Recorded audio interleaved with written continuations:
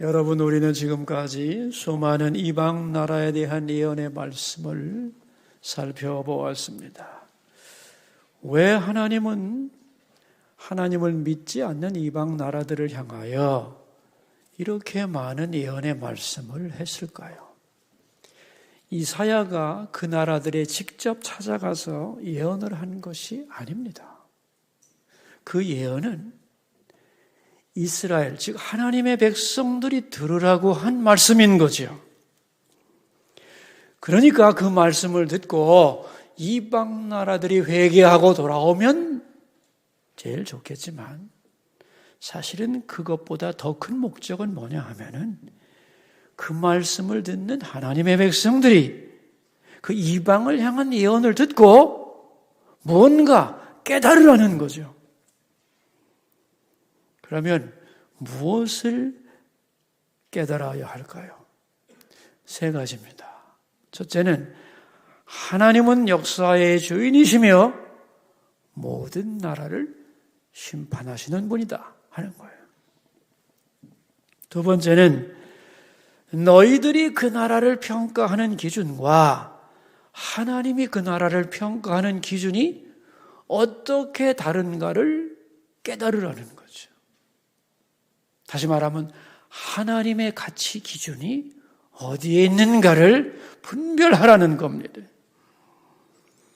마지막으로 그 나라들을 향하여 지적하는 그 죄가 너희 속에 있다면 그 죄를 너희들 속에서 빼내라는 말씀이에요.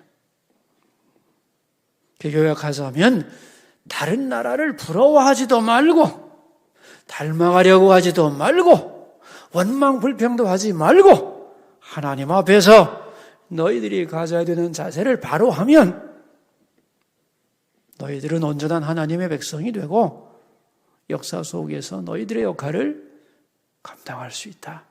그런 이야기가 되겠습니다.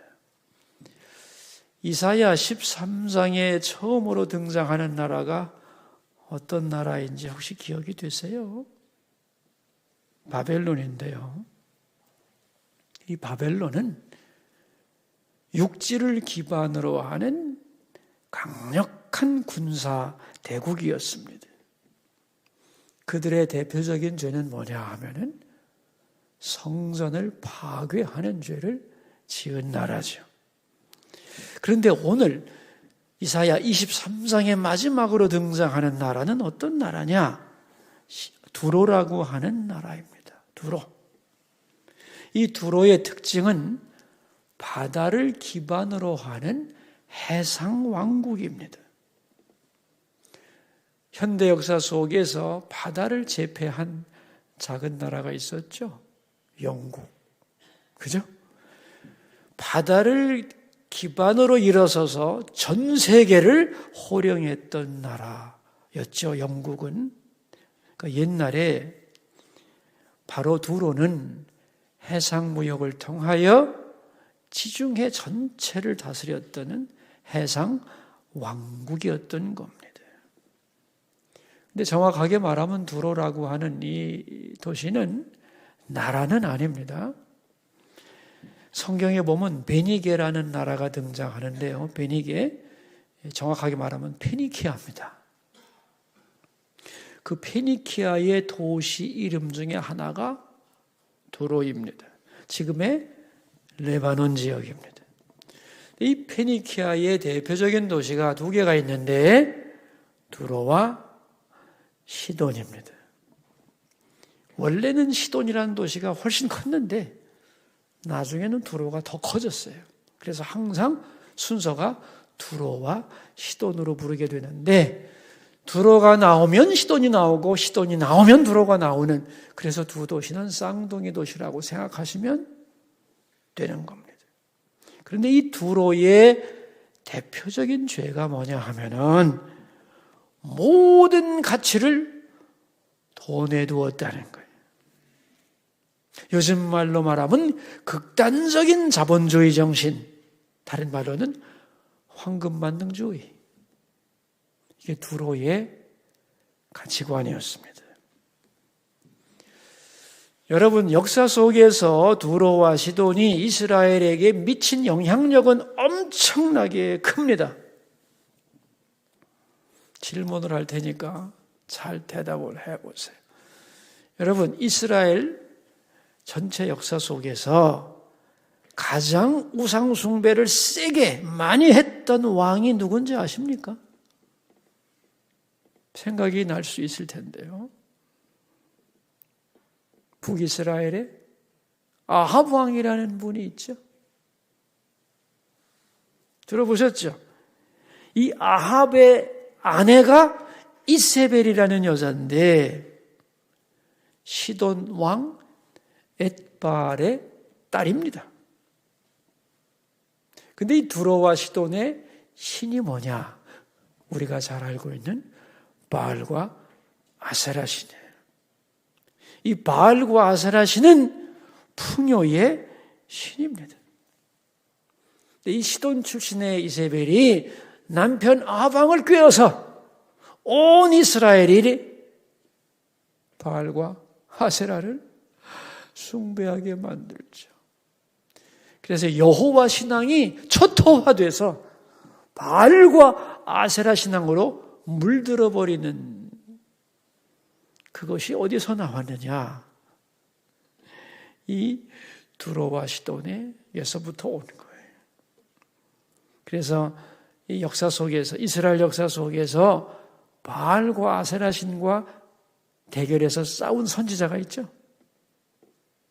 누구예요?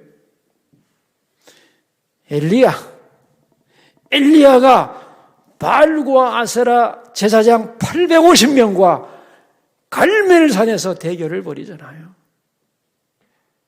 그 바알 신과 아세라 신이 얼마나 이스라엘 사람들의 영혼을 좀먹었는가를 깨닫게 하기 위하여 가뭄을 달라고 기도하고, 그죠? 불이 떨어지는 신이 진짜 신이라고 하는 엄청난 영적 대결을 벌인 역사를 우리는 성경에서 찾아볼 수가 있죠. 그러니까 여러 이방 나라를 말하는 중에 첫 번째는 바벨론이고 마지막은 두로였다는 거예요. 그런데 유다와 이스라엘을 영적으로 가장 괴롭힌 두 나라가 바로 이 나라들이에요. 하나는 성전을 부숴버린 바벨론이고 마지막으로는 이스라엘의 신앙을 완전히 변질시킨 두로라는 나라다. 그런 얘기입니다. 그러니까 하나님의 백성들이 싸워야 할 가치관이 많지만 대표적으로는 두 나라의 가치관과 철저히 싸워야 된다는 거예요. 하나는 성전을 파괴하는 것, 즉 예배를 무시하고 방해하고 거부하고 무너뜨리는 세력들과 싸워야 하고, 또 하나는 재물의 노예가 돼서 사치와 방송에 몰입하게 만드는 그 힘과 싸워야 한다. 아멘? 하나님의 백성이 이 두 힘과 강력하게 싸워야 한다는 것을 오늘 본문은 보여주고 있는 거죠. 그래서 마지막 이 두로에 대한 예언은 특별히 하나님의 백성들이 안전과 번영, 물질과 쾌락에 대하여 어떠한 자세를 가져야 하는가를 잘 보여주고 있는 것입니다. 자, 우리 23장 1절 말씀을 함께 봅시다. 두로에 관한 경고라. 다시스 예배들아, 너희는 슬피 부르짖을지어다. 두로가 황무하여 집이 없고 들어갈 곳도 없으며 이 소식이 기띔 땅에서부터 그들에게 전파되었음이니라. 여기서 다시스라고 하는 도시는 스페인에 있는 항구 도시입니다. 그러니까 스페인에 있는 항구 도시에서 엄청난 좋은 물건을 잔뜩 싣고 두로를 향하여 오던 배가 중간에 배에서 두로가 망했다, 그 소식을 들었다는 거예요. 그래서 들어갈 집이 없어졌다. 얼마나 놀라는 거예요. 목적지가 망해버려서 이 배가 들어갈 길이 없어졌다는 거예요. 그런데 이 소식을 어디서 직접 확인하게 됐느냐? 중간에 기띔이라고 하는 곳의 항구 도시입니다. 와서 이 소식이 사실이라는 걸 확인했다는 거예요. 기띔이라고 하는 게 어디냐면은 성경에 나오는 구브로, 지금의 키프로스 섬입니다. 그러니까 멀리 스페인의 다시스에서부터 출발해가지고 구브로 섬까지 와서 이제 곧 도착하게 되는 두로의 멸망 소식을 듣게 됐다. 그런 얘기입니다. 2절 말씀 읽어봅시다. 바다에 왕래하는 시돈 상인들로 말미암아 부요하게 된 너희 해변 주민들아 잠잠하라. 해변 주민들아 그랬는데 이건 뭐냐면 바닷가에 있는 많은 항구 도시들을 의미하는 거예요. 수많은 항구 도시들이 시돈의 상인들 그러잖아요. 두로가 나왔으니까 뭐가 나와요? 시돈이 나오는 거예요. 시돈의 상인들로 말미암아 많은 바닷가의 항구들이 어떻게 됐대요? 부자가 됐대요. 그러니까 두로와 시돈 때문에 많은 항구 도시들이 엄청난 돈을 벌었다는 거예요. 그러니까 두로와 시돈이 그렇게 강력한 해상 세력이었다는 거예요. 근데 망한다는 소식을 들으니까 얼마나 놀라겠어요? 그죠? 자, 3절로 가겠습니다. 시홀의 곡식 곧 나일의 추수를 큰 물로 수송하여 드렸으니 열국의 시장이 되었도다. 시홀이라고 하는 것은 뭐냐면 나일강을 가리키는 이스라엘 말이에요. 여러분, 애굽의 나일강은 세계 제1의 곡창지대입니다. 거기에서 나온 이 곡식들을 배로 운송하는 이 무역의 허브, 그게 바로 두로와 시돈이었다는 거예요. 그러니까 그 당시에 시장이 얼마나 컸느냐면은 유럽의 다시스, 북아프리카의 카르타고, 그리고 지중해 상권을 다 아우르는, 다시 말하면 세계의 곡물 시장을 좌지우지하는 곡물매이죠. 예? 그게 두로와 시돈이었다는 거예요. 그게 엄청난 무역으로 돈을 벌어들였고, 그 어마어마한 돈으로 뭘 했느냐? 곳곳에 식민지를 건설했어요. 그래서 오늘 본문에 나오는 다시스, 기띔, 카르타고 전부 다 두로의 식민지였습니다. 그래서 그들이 얼마나 강했느냐 하면은 4절에 이렇게 나와요. 시돈이여 너는 부끄러워할지어다 대저 바다 곧 바다의 요새가 말하기를, 그들 스스로가 뭐라고 불렀어요? 우리는 바다의 요새다 그랬어요. 다시 말하면 아무도 누구도 우리를 건드릴 수 없다는 겁니다. 왜? 너무도 강하니까. 그러니까 적들이 쳐들어오면은 어떻게 하면 되느냐? 배를 타고 다른 자기의 식민지로 피하면 되는 거예요. 예? 도시의 보물과 수많은 인재들을 배에 싣고 갈 때 많거든?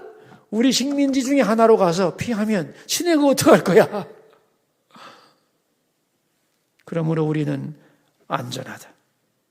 바다는 우리의 영역이고 우리의 식민지는 많고 돈도 많아서 부족한 것 없이 언제나 필요한 것을 공급할 수 있다.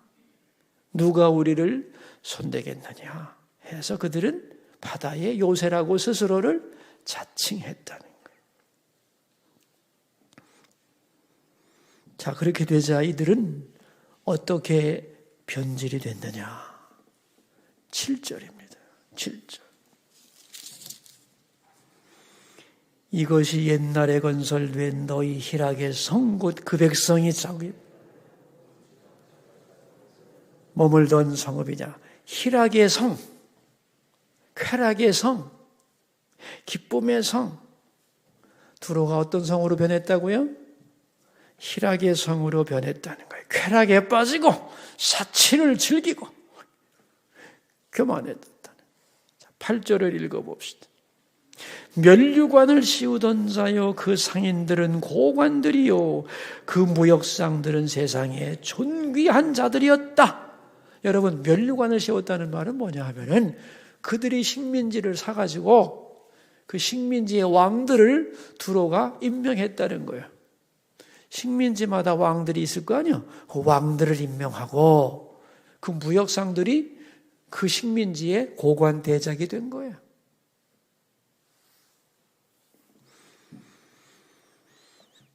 그러니까 그들은 여러 식민지로부터 세금을 받아들였고 그리고 또한 그 식민지의 산물들을 가지고 다른 나라에 팔아서 이익을 남기고 재산과 권력을 독점하고 그래서 세상의 권력과 돈을 쓸어 담았다는 거예요. 그런데 그 부유하고 강한 나라가 망하는 겁니다. 자, 어떻게 망했는가? 이 두로와 시돈의 재물과 그 가진 것이 너무 많으니까 다른 나라들이 탐을 냈겠어요? 안 냈겠어요? 안 냈지. 그래서 쳐들어왔는데 쳐들어가 보면 조금 전에 얘기했듯이 인재들과 보물을 싣고 다른 나라로 도망을 가버리는 거예요. 허탕을 치는 거죠. 근데 마지막에 바벨론의 느부갓네살이 아주 결심하고 쳐들어가서 그곳을 완전히 초토화시키고 13년 동안 군대를 주둔시켜서 밖으로 나간 사람들이 돌아오지 못하게 만들어버립니다. 처음에는 잠깐 점령당했어도 다른 데 피했다가 돌아오면 그만이지 라고 생각했는데 웬걸? 적들이 점령하고 안 나가는 겁니다. 그래서 어떻게 됐겠어요? 이제는 돌아올 수가 없는 거죠. 고향을 잃은 사람들이 되고 본거지를 잃은 사람들이 되고 가족들 다 두고 갔는데 다 뿔뿔이 흩어지고 멸망하는 거죠. 그래서 그 비참함을 설명하는 구절이 4절 하반절입니다. 자, 4절 하반절. 나는 산고를 겪지 못하였으며 출산하지 못하였으며 청년들을 양육하지도 못하였으며 처녀들을 생육하지도 못하였다 하였음이라 그랬어요. 이게 무슨 말이에요? 어린 자식을 두고 도망갔지만 돌아올 수 없어서 아이들을 기를 수도 없고 양육도 못하고 성장하는 것도 보지 못하고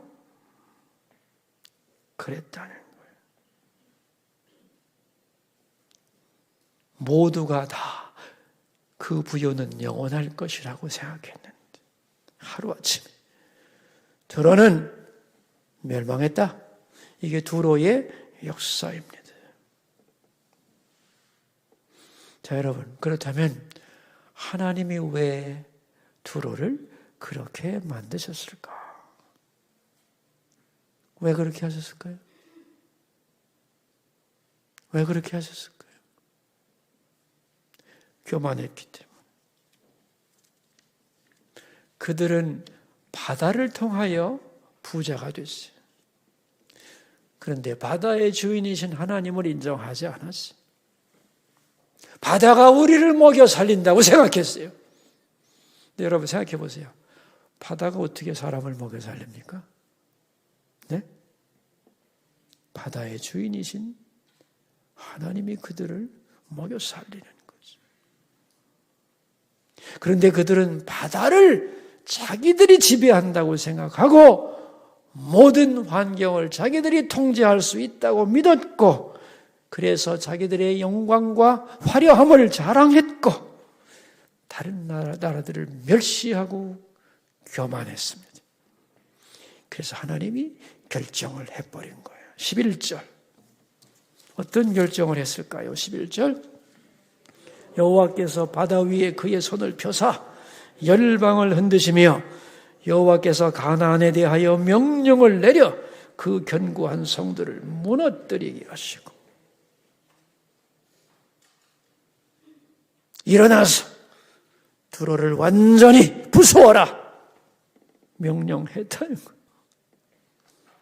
왜냐하면 그 전에 잘난 척을 많이 했거든. 9절입니다. 그게 만군의 여호와께서 그것을 정하신 것이라 모든 누리던 영화를 욕되게 하시며 세상의 모든 교만하던 자가 멸시를 받게 하려 하심이라 그랬죠.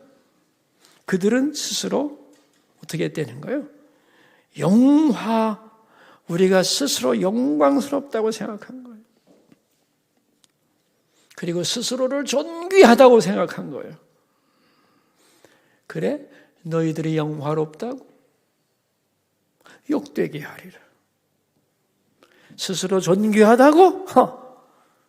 멸시받게 만들어주지. 돈이 있으면 된다고? 천만에. 배만 있으면 된다고? 무슨 소리냐? 하나님이 너희들의 그러한 모든 자랑을 무효화시키고 황폐하게 만들면 소용이 없는 거다. 그런 뜻입니다. 자, 이제 그래서 결론이 나오는 겁니다.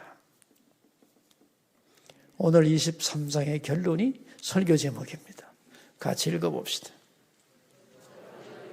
누가 이 일을 정하였느냐?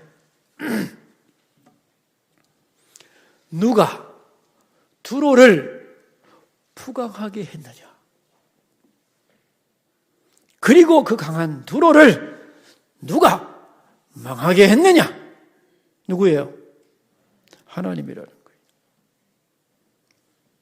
23장의 결론인 동시에 13장부터 23장 11장에 걸친 수많은 이방 나라들에 대한 결론도 바로 이 말씀입니다.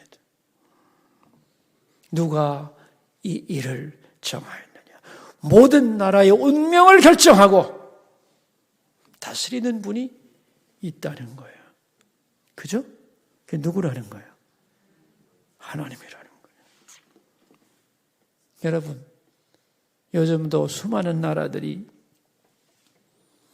자기를 스스로 강하게 하고 우리나라가 최고라고 자랑하고 다른 나라 무시하고 공격하고 억압하고 야심을 드러내지만은 그 나라의 운명을 결정하는 분이 누구라고요? 하나님이라는 거예요. 이 역사의 주인은 하나님이고 나라의 운명도 하나님이 결정한다는 거예요. 누가 우리나라를 건드릴 수 있으랴? 우리 민족은 영원하다. 누가 장담하겠어요? 그런 나라, 그런 민족은 없습니다. 없어요. 여러분, 시편 127편 1절에 보면 이런 말씀이 나옵니다. 여호와께서 집을 세우지 아니하시면 세우는 자의 수고가 헛되고 여호와께서 성을 지키지 아니하시면 파수꾼의 깨어있음이 헛되도다. 하나님이 세우시고 하나님이 지키지 아니하시면 인간의 어떤 수고와 몸부림도 뭐래요? 헛것이라는 거예요. 여러분, 미국이 나라를 세우고 나서 헌법을 만들고 미국의 국회를 열면서 미국 국회의사당 건물에 새겨놓았던 말씀이 시편 127편 1절입니다. 여호와께서 집을 세우지 아니하시면 세우는 소의 수고가 헛되고 여호와께서 성을 지키지 아니하시면 파수꾼의 깨어있음이 헛되도다. 하나님이 나라를 세우지 않는다면 여러분, 나라를 세우려고 얼마나 많은 사람들이 수고했겠어요. 그죠? 헛거다. 하나님이 안 도와주시면. 아멘입니까? 그리고 나라를 지키려는 수고가 얼마나 많습니까? 그러나 그것도 헛되되는 거예요. 파수꾼에 깨어있음. 아무리 군대가 깨어서 나라를 지키려 한들 하나님께서 지켜주지 않으시면 안 된다. 미국 국회의사당에 새겨진 이 글을 보면서 참 복받을 나라다 생각을 한 적이 있습니다. 나라를 세우고 나라를 지키기 위해 수많은 노력을 기울인다 해도 하나님이 지키셔야 한다는 거예요. 자, 이제 여러분 이것을 여러분 개인에게 적용해 보기를 바랍니다. 나의 번영과 형통은 내 힘인가요? 여러분, 내 인생 내가 예상한 대로 흘러갑니까? 대답하세요. 안 갑니다. 영원하리라 천만에 하룻밤에 뒤집히는 게 인생입니다. 오늘 말씀을 읽으면서 뭘 깨달으셨나요? 오늘 잘 나간다고 교만하지 말라는 거예요. 교만이라는 게 뭐냐? 간단합니다. 오늘 나의 이 환경이, 이 축복과 번영이, 건강이 다 내 힘이지. 내가 잘나서 내가 수고해서 노력했기 때문에 얻은 당연한 보상 아닌가? 그러므로 자랑할 수 있지. 이게 교만입니다. 여러분, 겸손이 뭘까요? 겸손이라는 게 뭘까요? 90도로 절하는 게 겸손이 아닙니다. 오늘 나에게 이런 복을 주신 분이 계신다. 오늘 나의 삶이란 내 수고의 결과를 넘어서는 은총, 하나님의 은총의 결과다. 그걸 고백하는 것이 겸손입니다. 여러분, 살다 보면 말이죠, 이렇게 보면은 저 양반 일 참 잘 풀린다, 하는 일마다 잘 된다, 그런 분들이 있어요. 그죠? 근데 그게 그분의 지혜였을까요? 여러분, 세상에 똑똑한 사람 많고요, 학벌 좋은 사람 많고, 부지런한 사람들 수도 없어요. 근데 그런 사람들이 다 잘 됩니까? 천만에. 아무리 해도 안 되는 사람은 안 돼요. 근데 부족한 것 같은데 될 사람은 되거든. 뭐를 인정해야 돼요, 여러분? 내 수고와 능력을 넘어서는 은총이 있다는 거예요. 아멘? 많은 사람들이 자기 인생을 돌아보면서 내가 수고했으니까 잘나서 여기까지 온 줄 알지요? 내가 훌륭하니까 하나님이 높여주신 거 아닌가? 천만에 하나님이 하신 겁니다. 하나님의 은혜로 살았다는 거예요.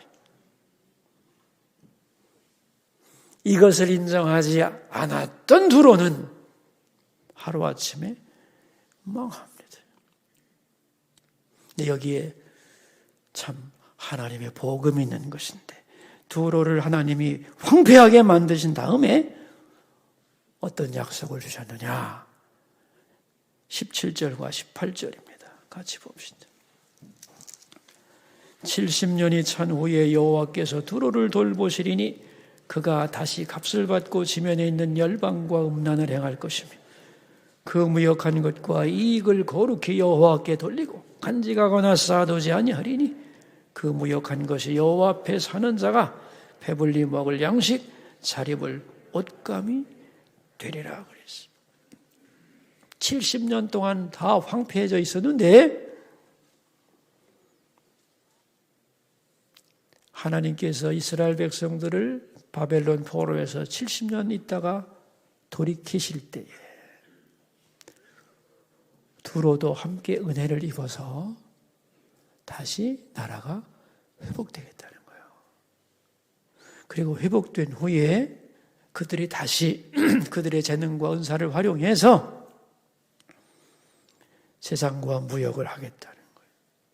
그런데 70년 후에는 바뀐 것이 있습니다. 그죠? 18절에 보면 바뀌었죠? 그 무역하는 것과 이익을 거룩히 여호와께 돌리고 그랬어요. 이건 하나님의 은혜라는 것을 고백했어요. 간직하거나 쌓아두지 아니하리니, 전에는 모아두고 또 쌓아두고 또 모아라, 축적해라, 모아라. 근데 고난을 당했거든. 쌓아두면 뭐하나? 전쟁 나면 그만이고, 병들면 그만이고, 죽으면 그만이고, 하나님이 불어버리면 그만인데, 이제는 이걸 가지고 어떻게 해야 하는가? 나를 누가 살리는가? 하나님이 살리시고, 벌게 하는 것도 하나님이시니 이제는 어떻게 하겠대요? 그 무역한 것과 이익을 거룩히 여호와께 돌리고, 간직하거나 쌓아두지 아니하리니 그 무역한 것이 여호와 앞에 사는 자가, 즉 하나님을 위하여 잘 쓰게 되겠다, 그런 얘기입니다. 이제는 하나님을 인정하고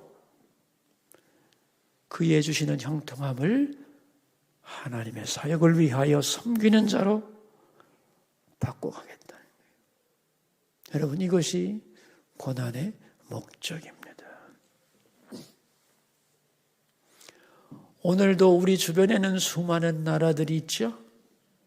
그리고 오늘도 세상은 우리들을 공격합니다. 성전의 예배를 조롱하고 황금만능의 가치관으로 우리를 공격하지. 어떻게 싸워야겠습니까? 꼭 70년의 고난을 경험해야 되겠습니까? 아닙니다. 이제는 알 만큼 알잖아요. 깨달을 만큼 깨달았잖아요. 그러면 어떠한 경우에든지 예배를 사랑하고 성전을 소중히 여기고 내 번영과 물질의 주인이 하나님인 걸 인정하고 살아가야만 하는 것이지. 이 은혜가 여러분 모두에게 있기를 축원합니다. 기도합시다.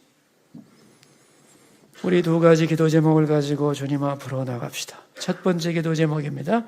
하나님이 역사의 주인이심을 알고 우리가 그 은혜 가운데 살고 있음을 고백하게 해 주소서. 기도하겠습니다. 두 번째 기도 제목입니다. 장로 선거 2차를 주관해 주셔서 꼭 필요한 일꾼을 선택하옵소서. 기도하겠습니다.